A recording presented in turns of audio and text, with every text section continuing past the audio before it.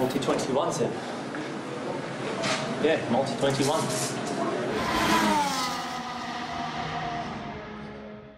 Bonjour à tous et bienvenue sur Multi-21. Nous sommes en période de fête de Noël, nous sommes en fin décembre 2020. Et comme la FIA, nous allons faire le bilan de la saison F1. Ça y est, enfin, après avoir fait les bilans de toutes les autres catégories, nous faisons enfin le bilan de la saison de F1 et un format un peu particulier cette année puisqu'on va fonctionner par motoriste. Et à tout seigneur, tout honneur, aujourd'hui on commence par Mercedes avec Pierre. Salut Pierre. Salut Clément, salut à tous. Donc on va détailler la saison des 3 écuries motorisées par Mercedes, bien évidemment le team Mercedes F1 mais aussi Racing Point et Williams. Et on va commencer par ce dernier, le team Williams. Alors un team Williams qui aura connu une saison un peu mouvementée pour plusieurs raisons. La première c'est que bien évidemment il fallait se remettre de la saison 2019 qui était assez pathétique en termes de rythme de l'écurie Williams. Et puis aussi parce qu'en 2020, Williams a été racheté par Dorilton Capital dans son intégralité. Donc c'est ainsi que Claire Williams et la famille Williams ont définitivement quitté l'écurie et l'ont laissé pour la première fois de son histoire aux mains d'investisseurs autres. Et finalement, une saison de Williams avec un jeune pilote qui débutait, Latifi, et un grand espoir de la F1 qui continuait, George Russell. Alors, qu'est-ce qu'on a pensé de cette saison du Williams F1 Team ? Bah, écoute, au niveau de Williams, tu l'as dit, 2009 avait été assez catastrophique. Un point, et encore un vrai miracle. On savait que, depuis quelques temps, Williams fonctionne avec un format assez particulier. Il fonctionne avec souvent un jeune espoir Mercedes. C'est ce qui s'était passé il y a quelques années avec Bottas aux côtés de Massa. Là maintenant c'est au tour de Russell. Et généralement à côté il y a un pilote payant. Bah du coup ça a été Latifi. Donc ce qui s'est passé, la saison 2020 j'aurais tendance à dire a été ça a été le reflet et même dans la continuité de 2019 où ils étaient absolument nulle part. Ceci dit, ça allait beaucoup mieux je trouve sur la deuxième partie de saison où déjà on a vu Russell quand même accéder à des Q2, ce qui était quand même pas dégueu, et surtout ils ont montré qu'ils pouvaient avoir un rythme intéressant en course pour se mêler à la lutte, notamment avec les As et ponctuellement avec les Alfa Romeo. Effectivement, ouais. Et tu l'as dit, un rythme en qualification qui faisait plaisir à voir de la part de George Russell. C'est vrai que quand on voyait la saison 2019 de Williams où c'était vraiment très très largué, on se demandait ce que pouvait faire Russell à part se battre contre un Kubica avec un bras. Là, sur cette saison 2020, le voir aller en Q2 plusieurs fois, ça a été assez gratifiant pour toute l'écurie de Frank Williams, toute l'écurie de l'ancienne écurie de Frank Williams. Et alors, on va mettre en place un système dans ces émissions, c'est qu'on va reprendre à la fois le classement FIA et à la fois le Power Ranking qui avait fait la F1, qui est disponible sur leur site internet, qui est très bien expliqué, qui était des points qu'ils donnaient à chaque pilote après chaque course. Un Power Ranking qui nous donne donc Latifi 21e sur 21 parmi ceux qui ont fait la saison, 21e sur 23 pardon, Jack Aitken 23e sur 23 mais bon en même temps il a fait qu'une course, et un George Russell 8e sur 23. J'ai envie de te poser une question sur George Russell. Est-ce que ça y est, 2 ans de Williams c'est pas suffisant, désormais son apprentissage est fait? Est-ce que c'est pas temps pour lui d'aller voir ailleurs si jamais la place Mercedes ne se libère pas très rapidement? Il peut, alors bon, Russell c'est un protégé Mercedes, donc, mais après on l'a vu avec Ocon, il a aussi la possibilité de pouvoir casser son contrat et d'aller voir ailleurs. Il y a même eu quelques spéculations autour d'une certaine écurie autrichienne qui aurait très très fortement approché le jeune Britannique. Nous n'en dirons pas plus. Mais non, c'est possible. En 2 ans, il a prouvé qu'il avait une certaine maturité. Il s'est retrouvé à plusieurs reprises à la porte des points. Il a déglingué ses coéquipiers, aussi bien Kubica que Latifi. Il a une super pointe de vitesse. Il est très très fort. J'aurais tendance à dire, 2021, il est toujours sous contrat avec Williams. Après, à l'issue de la saison prochaine, si Mercedes ne lui propose pas quelque chose, libre à lui d'aller voir ailleurs. Hein. Effectivement. Pour parler de son coéquipier, pour parler de Nicolas Latifi, il y a quelque chose qui est vachement revenu pendant la saison chez à peu près tous les observateurs réguliers de la F1, c'est que c'était peut-être le pire pilote de l'histoire d'une grille de F1, dans le sens où on a toujours eu forcément un ou deux pilotes un peu plus lents sur la grille, mais Latifi, malgré tout, en sa qualité de peut-être pilote le moins bon de la grille 2020, et encore peut-être que ça reste à débattre, c'est quand même plutôt pas mal défendu pour un pilote qu'on nommait comme pilote payant et comme rookie. Alors, le cas Latifi, il est très intéressant. Bon, déjà, il a remplacé Kubica. Bon, on sait que Kubica n'avait pas fait une saison extraordinaire. Il faut dire que le matériel était un peu compliqué aussi. Premier Grand Prix, il a quand même terminé 11e. Donc là, on s'est dit, c'est plutôt pas mal. Faut quand même le relever. Il me semble qu'il a aussi fini à la porte des points. Je crois que c'est à Monza et aussi, Italie, Monza, et aussi à Imola, si je dis pas de bêtises. Tout à fait, ouais, 3 fois. Et je crois qu'il a aussi fait une Q2. Je me demande si c'est pas en Hongrie, il me semble. Vous pourrez nous dire dans les commentaires si c'est ça. N'hésitez pas à nous reprendre.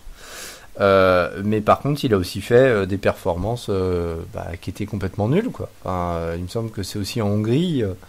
Il a fini à 4 ou 5 tours du leader. Enfin bon, je veux dire, on sait que la Williams... C'est en Turquie aussi où il était vraiment nulle part. C'est vraiment en Turquie, c'est là où on a vu qu'il avait beaucoup de mal et qu'il était en souffrance. Donc, j'aurais tendance à dire, le pire des meilleurs... ou des pires coéquipiers, je sais pas, mais il a rien montré d'extraordinaire. Ceci dit, on le répète, il fait quand même partie des 20 gars qui sont dans un baquet, donc il fait partie des 20 meilleurs du monde. Même s'il a une valise qui aide quand même pas mal. Oui, et l'an dernier, on avait fait le power ranking de tous les pilotes qui avaient couru dans la décennie 2010, donc de 2010 à 2019. Je pense que je peux en citer au moins 4 ou 5 qui étaient beaucoup moins rapides que ce qu'est Nicolas Latifi.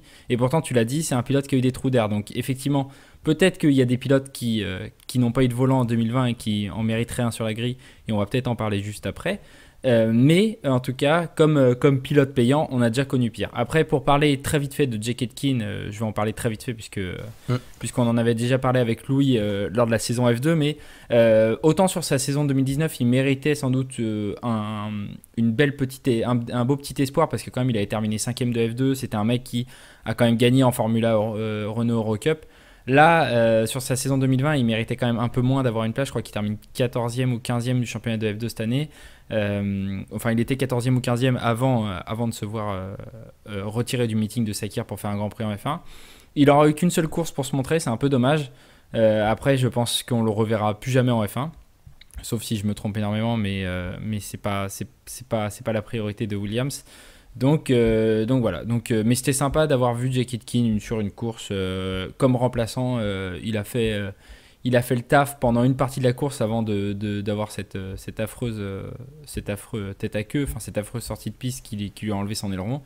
C'est dommage pour lui, mais bon, on n'a pas plus de choses à dire sur Jake Aitken. Par contre, on va passer à une écurie qui aura beaucoup fait parler cette année pour plein de raisons. C'est Racing Point. Racing Point, 4e du championnat au final, 4e aussi du power ranking final de la F1, qui aurait pu être 3e au point, mais qui s'est fait retirer 15 points par la FIA suite à l'appel de Renault. On s'en souvient en début de saison. Une Racing Point qu'on a souvent dénommée comme étant la Mercedes Rose. Une saison vraiment pleine de rebondissements pour Racing Point, qui se sera terminée en apothéose par un double podium dont une victoire à Sakir. C'était quand même vraiment pas mal cette saison de Racing Point. Alors, ouais. Après, le concept de Racing Point était très intéressant pour Renault, et puis il y a d'autres écuries qui ont suivi. Il y a également, il me semble, Ferrari. Comment dire, ils ont d'abord protesté concernant les écopes de frein.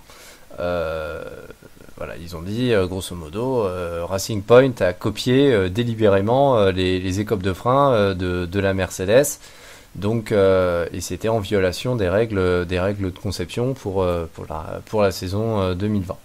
Donc ça a commencé un petit peu là-dessus. Blam, il y a une sanction, on leur a retiré 15 points. Derrière, Et ben, comme par magie, on a attendu 1 ou 2 semaines, Renault et tous les autres, on abandonne tout.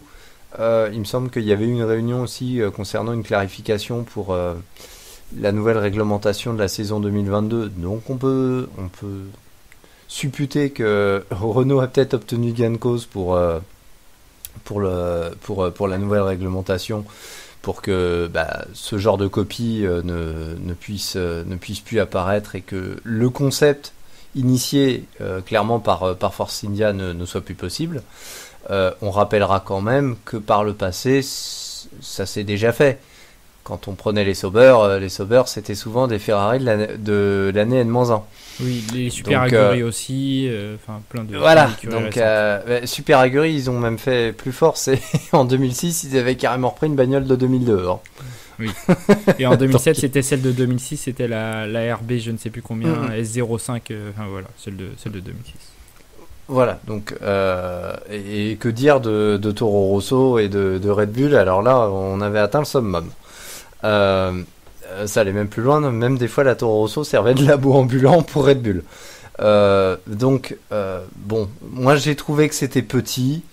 C'est un concept en fait pour s'y retrouver un petit peu sur un côté économique, parce que même si au niveau de Lawrence Stroll, l'argent n'est pas trop un problème, moi je considère que c'était une idée plutôt intéressante. Alors oui, ça a créé de la polémique, mais concrètement, on y gagne énormément sur des coûts de conception, mais ça a montré aussi que c'était un concept qui avait ses limites, à savoir que pendant l'année, ils ont eu énormément de mal à la faire évoluer, cette monoplace.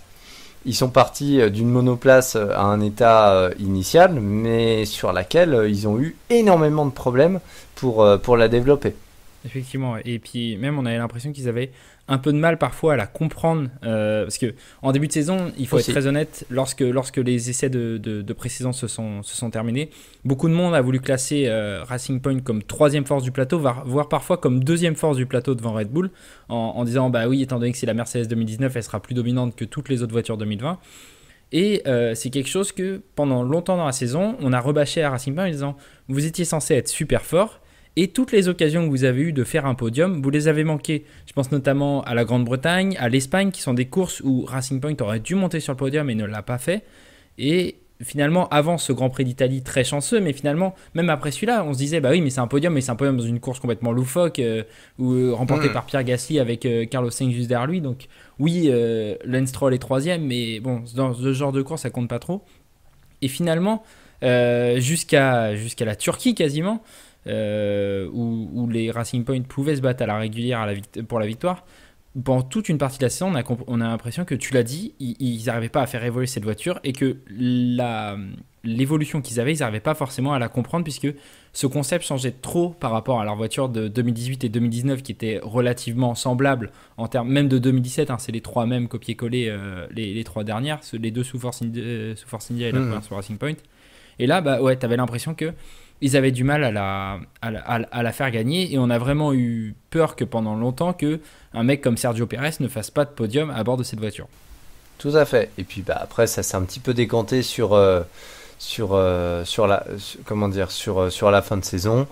Et tu l'as dit, avec la victoire de Pérez, bon, même si c'était sur un Grand Prix de Sakir, pareil, un peu loufoque et avec une grosse part de bol, Pérez, il a quand même fait le boulot. Je veux dire, il était là où fallait être. Donc concrètement, première victoire en fait du team Racing Point.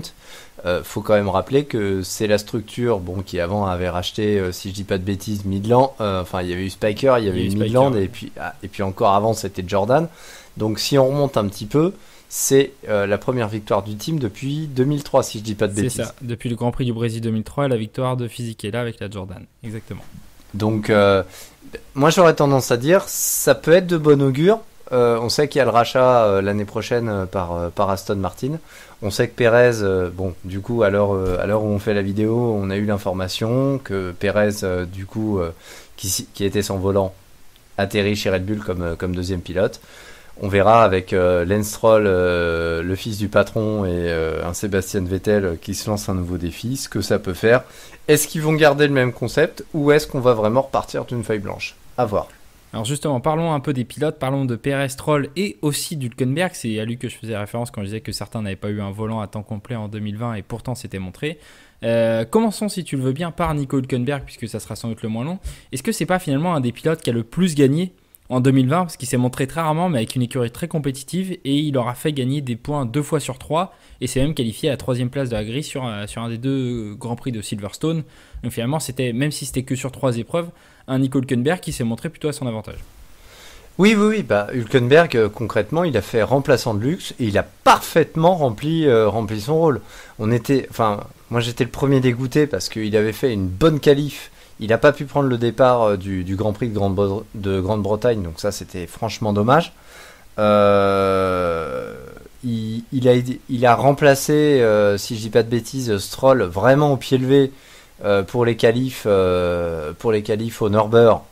Exactement, ouais. Il se qualifie dernier. Bon, c'est un petit peu normal. Il venait juste d'arriver sur le circuit. Il termine 7ème. Donc, alors que le Nürburgring pour doubler, voilà, c'est pas le plus simple de la saison. C'est pas le plus simple. Donc concrètement, il a fait le boulot. Pas de podium, mais concrètement, il a fait avec ce qu'il avait et une grosse force de flexibilité. Moi, franchement, Hülkenberg, je dirais pas que c'est sa meilleure saison, mais c'est l'une de ses meilleures saisons. Ouais, et pourtant, il s'est pas montré beaucoup, mais c'est vrai que, franchement, je pense qu'il a mal subi les critiques que tout le monde lui a mis fin 2019 en disant que ses carrières étaient terminées et qu'il n'aurait jamais un seul podium en F1. Et là, quand tu lui as mis une voiture qui, justement, ce qu'on disait tout à l'heure, qui était capable d'aller chercher des podiums, il a voulu tout de suite montrer dedans qu'il était compétitif. Après, pour parler des 2 pilotes titulaires, que ce soit de Sergio Pérez ou de Lance Stroll, Sergio Pérez, c'est vraiment peut-être une des plus belles histoires de la saison parce que il se retrouvait comme ça sans volant pendant une partie de la saison, ne pas savoir où est-ce qu'on va aller pour finalement claquer 2 podiums en 3 courses en Turquie et à Sakir, dont une victoire, être enfin vainqueur de Grand Prix. On en a déjà parlé lors de la review. Mais donc c'était une super histoire. Par contre, Lance Stroll, je trouve que Lance Stroll m'a beaucoup déçu cette année. Lui qui était vraiment très fort dans les courses un peu spéciales et un peu pleines de rebondissements, j'ai trouvé que son restart en Italie, il se foire tout seul dessus. Et c'est là où il perd la première place.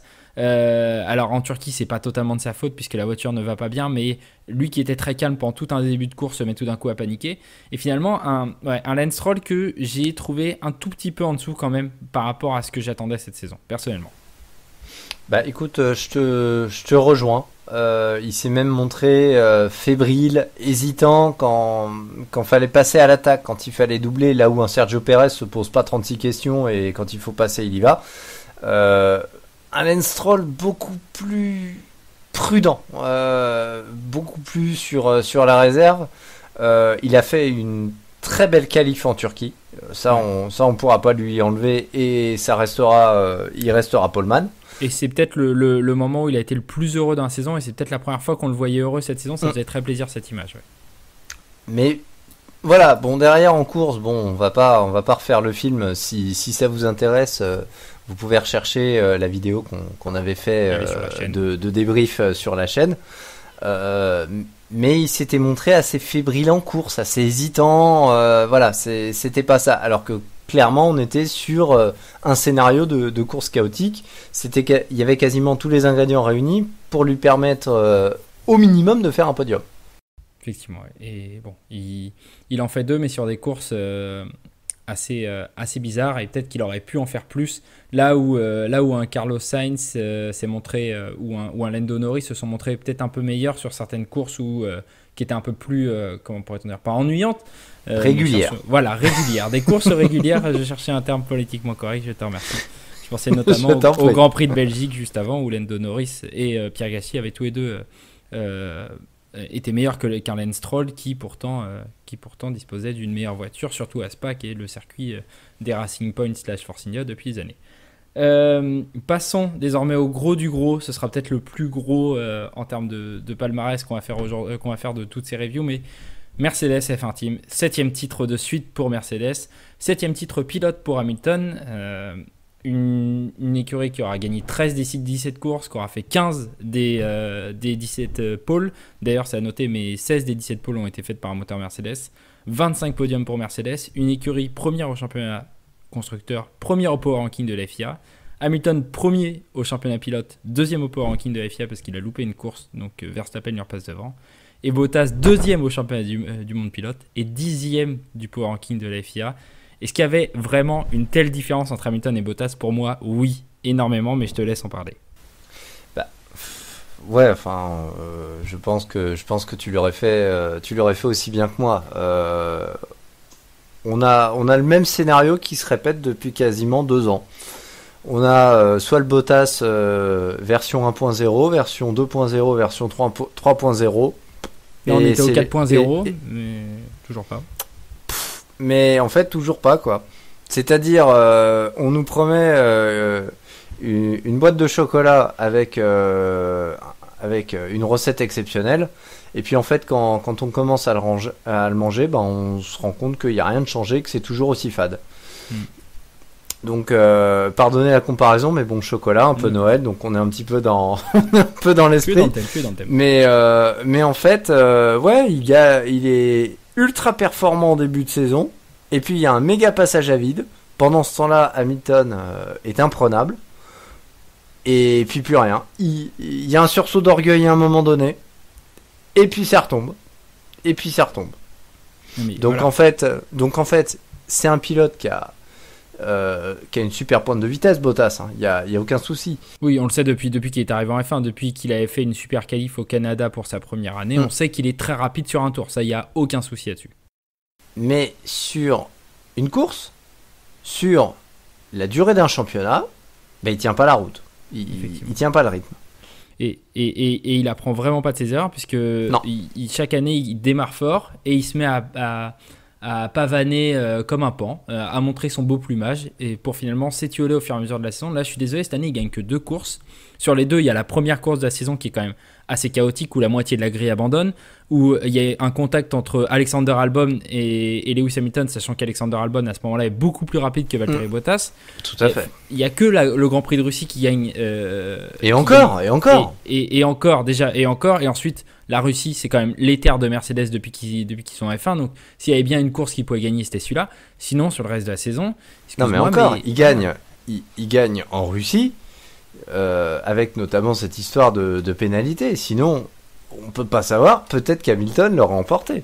Enfin, concrètement, tu vois, sur les pilotes dont on parlait aujourd'hui, il y a à chaque fois que nous, que ce soit nous Multizen, tu vois, tous nos collègues, je pense à Pitlane F1, je pense à Formule Info, tous ces gens-là qu'on embrasse et qu'on adore, disent, il y a d'autres pilotes qui feraient mieux que Bottas. Je suis désolé, mais parmi les pilotes qu'on a parlé aujourd'hui, Perez ferait mieux que Bottas, Hülkenberg ferait mieux que Bottas, et surtout, je suis désolé, mais Russell a l'a fait prouvé. Mieux que Bottas. Voilà, c'est ça, c'est que Russell ne ferait pas mieux que Bottas. Russell a fait mieux que Bottas. Donc à partir de ce moment-là, je sais pas comment tu peux encore, en étant Valtteri Bottas, ne pas arriver fin 2020 et te dire, ok, donc là, j'ai à peine une victoire de plus que Sergio Perez, qui a une version 2019 de ma voiture. J'ai été battu sur la seule course que Russell a fait dans la voiture.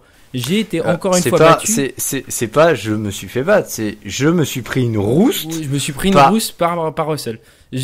Hamilton m'a éclaté pour la 4e année de suite dans un championnat. À quel moment, en fin 2020, tu fais pas le point sur toi-même en te disant est-ce qu'il faudrait pas que j'arrête de parler? Est-ce qu'il faudrait pas, je sais pas, peut-être qu'il faut qu'il bosse son cardio pour tenir toute la saison, peut-être que mentalement il faut qu'il donne plus, je sais pas à quel point on en est, tu vois.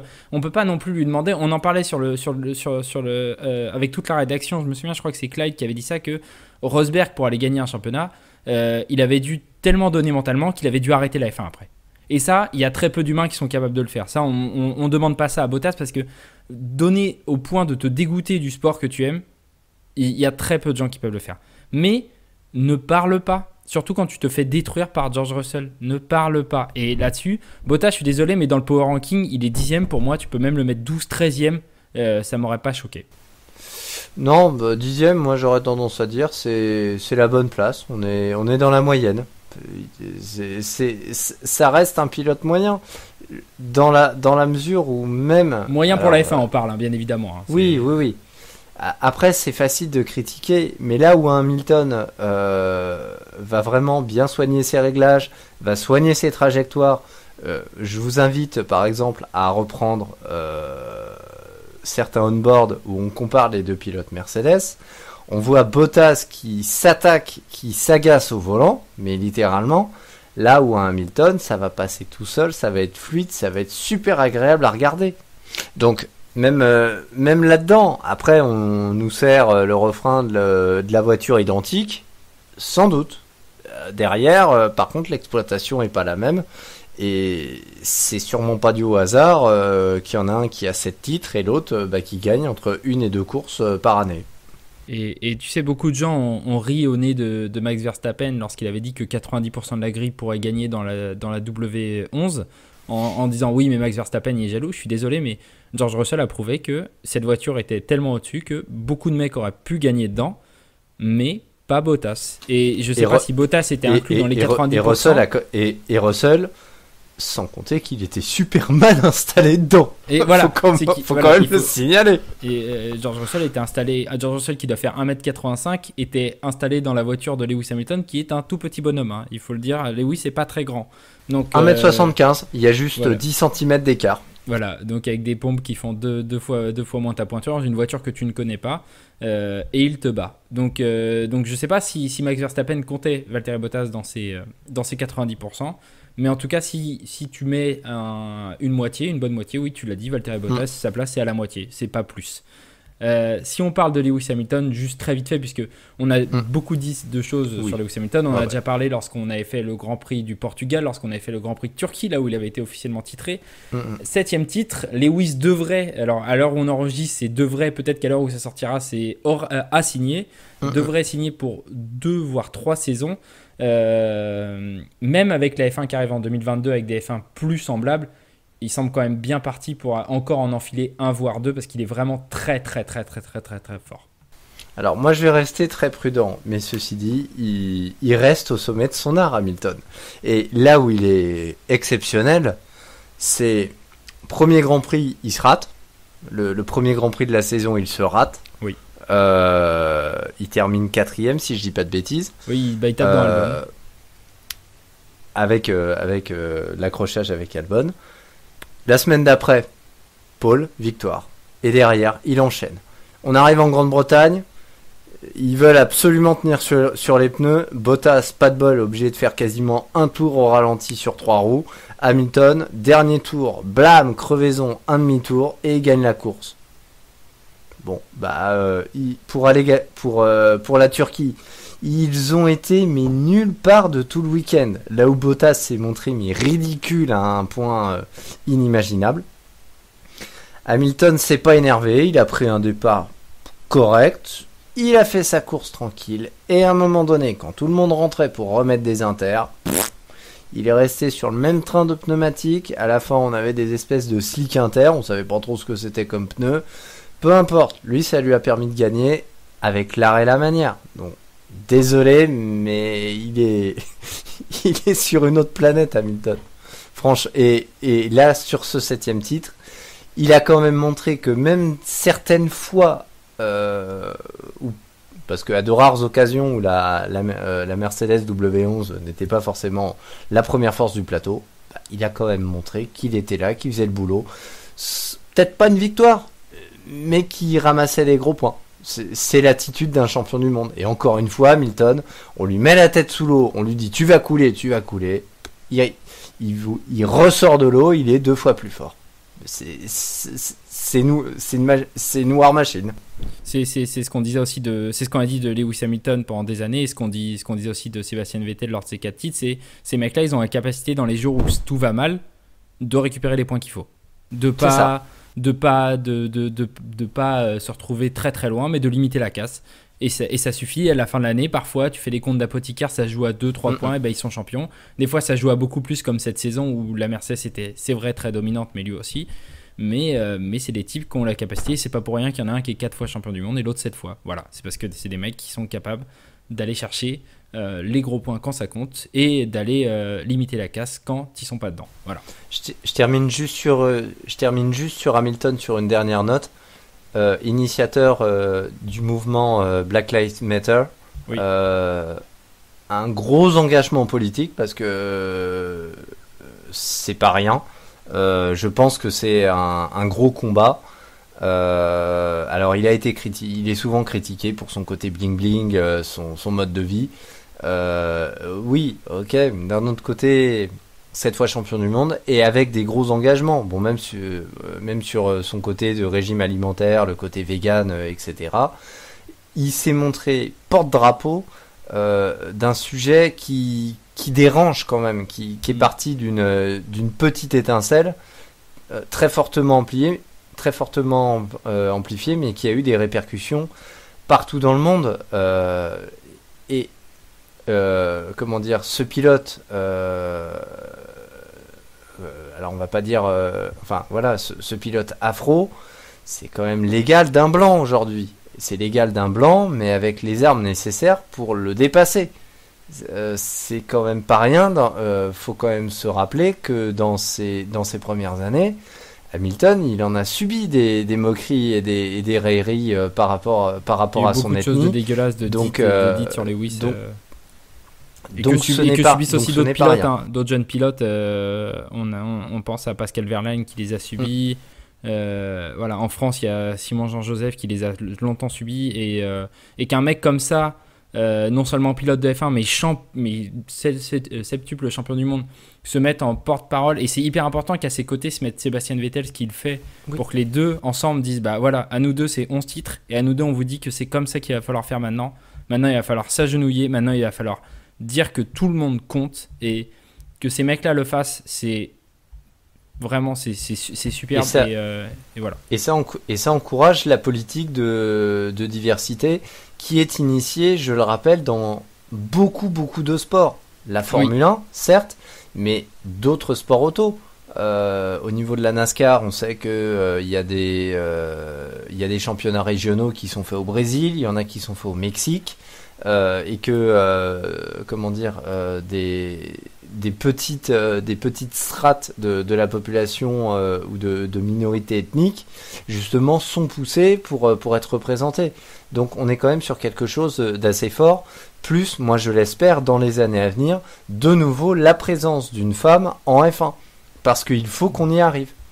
Il faut qu'on y arrive là-dessus. Tout à fait, ouais. Et on espère y arriver d'ici 5 à 10 ans, que ce soit... Et que j'espère ce soit avant. Un pilote qui soit, j'espère avant. Mais que dans 5 à 10 ans, on ait fait suffisamment de travail en amont pour que la jeune fille qui arrive en F1 soit là au niveau et qu'elle puisse aller chercher un championnat et qu'on ne parle que de la pilote et non pas du fait que ce soit une femme. Ça serait une avancée qui serait exceptionnelle et c'est pourquoi certains se battent dans ce sport, dont Lewis et ce qu'il fait à côté avec Mercedes. Voilà, s'il n'a pas signé son contrat encore chez Mercedes aussi, c'est pour ces raisons-là. C'est parce qu'il veut beaucoup plus impliquer le team dans ces histoires-là. Donc voilà. Donc immense champion et c'est là-dessus qu'on a terminé. Tu faisais bien d'en parler. Bien évidemment, ça a été une émission très très longue, mais c'est les bilans.